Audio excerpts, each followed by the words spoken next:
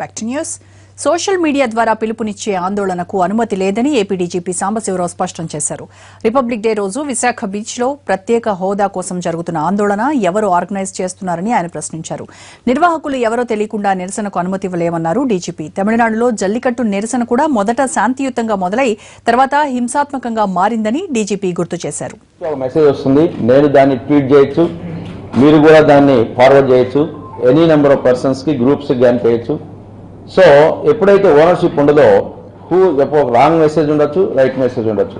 Who ones this అని అంటే most of the time nobody comes forward saying that I am the owner of this message.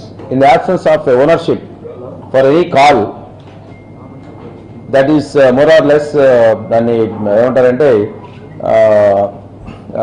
Ownership లేకుండా చేసినటువంటి programme కాబట్టి it can go anyway, either a positive way or it can go also negative way.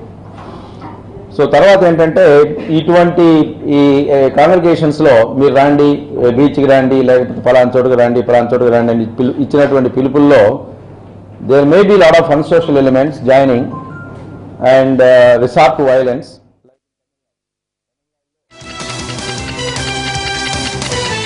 ఇలా హక్కు అన్నారు జనసేన అధినేత పవన్ కళ్యాణ్. దాన్ని అడ్డుకోవద్దంటూ విజ్ఞప్తి చేశారు.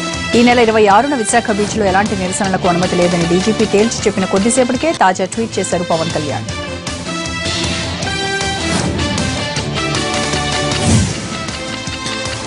ప్రత్యేక హోదా కోసం ఎలాంటి పోరాటానికైనా వైసీపీ సిద్దమన్నారు ఆ పార్టీ సీనియర్ నేత బొత్స. మొదటి నుంచి హోదా కోసం నిజాయితీగా పోరాడుతోందని తమ పార్టీ అధినేత జగనేనని గుర్తు చేశారు బొత్స. రిపబ్లిక్ డే రోజు అన్ని జిల్లా కేంద్రాల్లో జరిగే కొవ్వొత్తుల ర్యాలీకి అందరూ మద్దతు పలకాలని బొత్స కోరారు.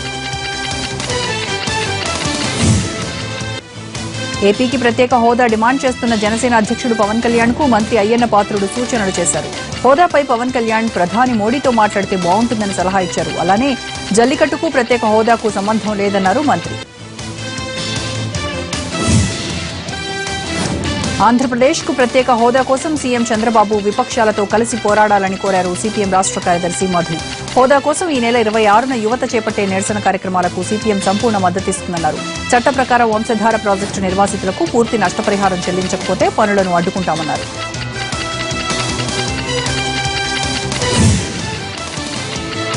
నోట్ల రద్దు తర్వాత దేశంలో డిజిటల్ క్యాష్లెస్ ట్రాన్సాక్షన్స్ పెంచేందుకు ఏర్పాటు చేసిన సీఎం కమిటీ ఈ రోజు ఢిల్లీలో సమావేశమైంది.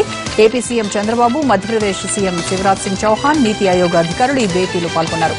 క్యాష్లెస్ ట్రాన్సాక్షన్స్ పెంచడానికి ఏం చేయాలో సూచనలు చేస్తూ రూపొందించిన నివేదికకు కమిటీ ఆమోదం తెలిపింది. సీఎంల కమిటీ ఆమోదించిన నివేదికను చంద్రబాబు ప్రధాని మోడీకి అందజేయనున్నారు.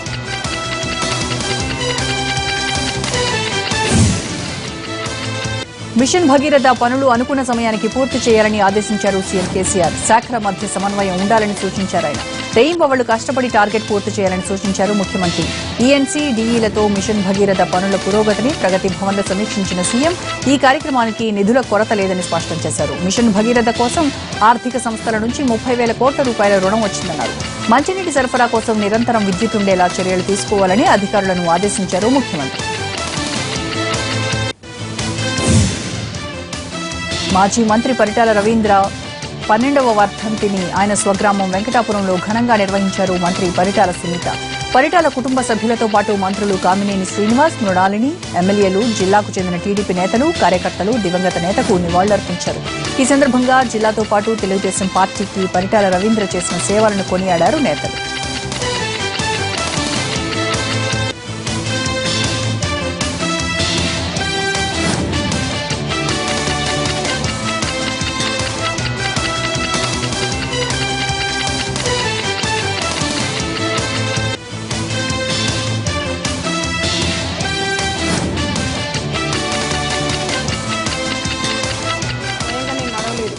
నా ప్రజలంటే నా బలమంతా పేద ప్రజలని కూడా నేను చెప్పొచ్చు.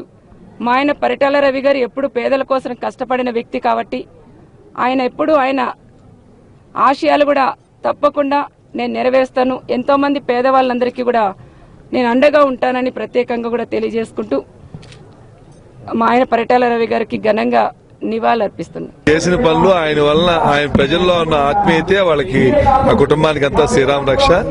చక్కగా చూస్తే అందరూ ప్రతిదీ ఇప్పుడు ఆ ఘాట్లో ఉన్నాం, ఆ ఘాట్లో చూస్తే అన్ని ప్రతిదీ ఎంతో ప్రేమాభిమానాలతో